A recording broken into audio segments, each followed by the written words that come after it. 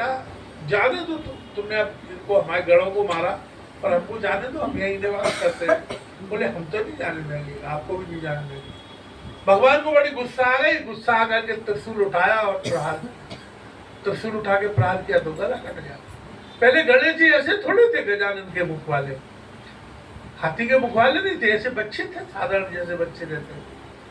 पर वो शंकर जी ने त्रिशूल मारा तो गला कट गया। अब वो गला कट गया उनका तो वो आसमान में चला गया और वहां उन्होंने जोर से आवाज लगाई, माता मेरा वध कर दिया, मेरा वध कर दिया, वध कर दिया, ऐसे जोर जोर से आवाज लगाई। पार्वती जी अंदर थी हिमालय में कैलाश पर्वत पर, बाहर आई, देखा तो वो धड़ पड़ा गणेश जी का, और गणेश जी का जो सिर था वो चला गया। एकदम क्रोधित हुए और क्रोधित होकर के पार्वती जी ने विराट रूप धारण कर लिया, भयंकर रूप धारण कर लिया। भयंकर रूप धारण करके आसमान में स्थित हो गई। जगदम्बा है, जब ये क्रोध में आ जाती है तो फिर हाहाकार मचा देती है।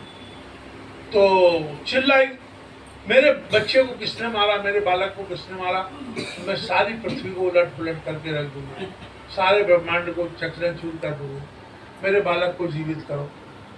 इतना ज्यादा क्रोधित हो गई वो कि वो पूरा त्रिलोकी में पता लग गया कि पार्वती जी बहुत ज्यादा क्रोधित हो गए। कथा आती है कि कपिल भगवान आए, वामन भगवान आए, अन्य भगवान आए, ब्रह्मा जी आए, अग्निदेव आए, वायुदेव आए, जल देवता आए, सबने स्तुति की उनकी, माता शांत हो जाओ, क्रोध शांत करो, आप इस तरह से क्रोधित रहोगी तो ये पूरा ब्रह्मांड उथल पुथल हो जाएगा। तो बोली मैं तब तक अपना क्रोध नहीं त्यागूंगी जब तक मेरा बेटा जिंदा नहीं हो जाएगा। अब बोले जिंदा कैसे करे, क्योंकि सिर तो चला गया इनका। तो सबने फिर भोलेनाथ की स्तुति की, भोलेनाथ से कहा कि प्रभु आप जीवित कर सकते हो उनको। तो बोले कि सभी दिशाओं में जाओ और पहला जो भी जीव मिले उसका गला उतार के ले आओ। किसी का गला लगाना पड़ेगा, बिना गला लगाए हुए जीव कैसे हो। तो गए, उनके गढ़ गए और देवताओं के सेना गई तो एक हाथी सबसे पहले मिल गया, तो हाथी का गला उतारा, हाथी का गला उतार करके और भोलेनाथ के सामने ले आए। बोले सर्वप्रथम प्रभु ये जीव मिला है।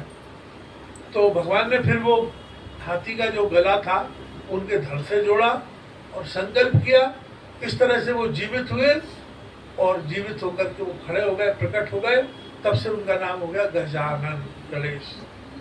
बोलो गणेश जी भगवान की जय हो।